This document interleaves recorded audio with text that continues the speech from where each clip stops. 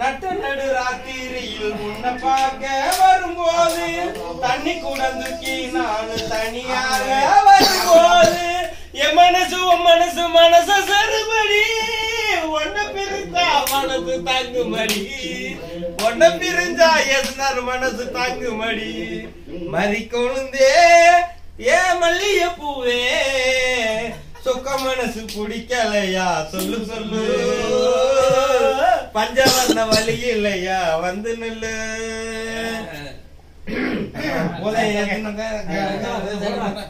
எப்படி வந்தாருன்னு நினைக்கிறேன்